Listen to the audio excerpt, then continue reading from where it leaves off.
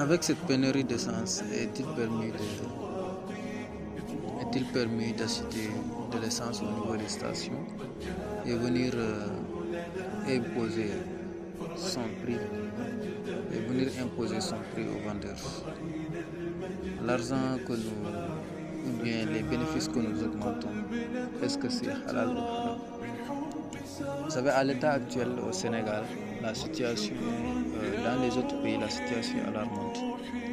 Au Sénégal, c'est pareil, mais on a au moins on peut dire que c'est allégeant. Pourquoi?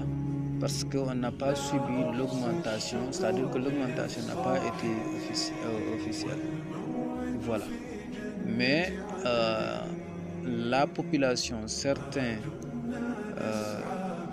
parties de la population se profitent de cette situation pour hausser les prix dans les maisons, etc. Même si l'État est en train de faire des contrôles, mais on ne se sent pas jusqu'à présent. Mais les bénéfices que ces vendeurs-là augmentent, il faut savoir que c'est quelque chose qui n'est pas à manger.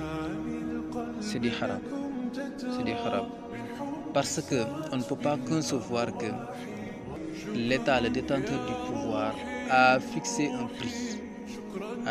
prix. Le litre d'essence c'est à tel franc.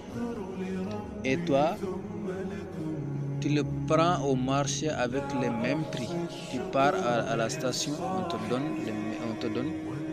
te donne l'essence, par exemple, 20 litres à 20 000, etc. Je peux donner un exemple comme ça, 20 litres, 20 000.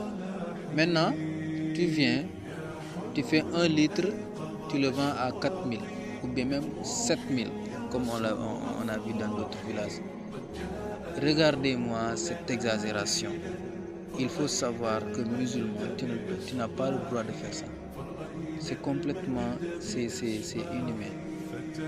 C'est inhumain, c'est pas une bonne pratique en islam. Le prophète alayhi salatu wassalam, il a interdit cela. C'est-à-dire que tu gardes que ça soit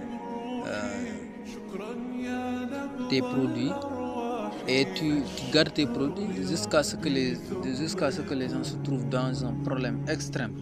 Maintenant, tu fais sortir ces produits-là, ou bien tu exposes ces produits-là et les vendre à un prix très très élevé. C'est quelque chose que l'islam, parce que ça ne fait pas partie de la cohésion sociale. C'est pas quelque chose c'est-à-dire que l'islam appelle à la bonté et à l'entraide. Maintenant, ça c'est contraire à ces principes-là. C'est contraire aux principes de l'islam. Au contraire, tu dois être quelqu'un qui doit soulager les gens quand ils sont en difficulté. C'est dans ce sens-là que le prophète alayhi salatu wassalam, il a dit: Man nafasa an mu'minin kurbatan min kurabil dunya, nafasa Allahu anhu kurbatan min kurabil akhirah.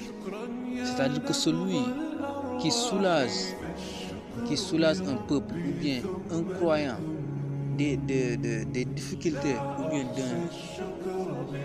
d'une difficulté dans ce bas monde, Allah subhanahu wa ta'ala, c'est-à-dire qu'il va te soulager, Allah subhanahu wa ta'ala va te soulager le jour du jugement des difficultés, de certaines difficultés que tu vas rencontrer le jour du jugement.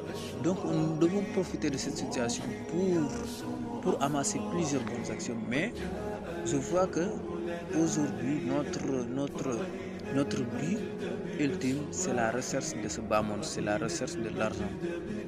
C'est la recherche. Maintenant, on se dit que les moyens justifient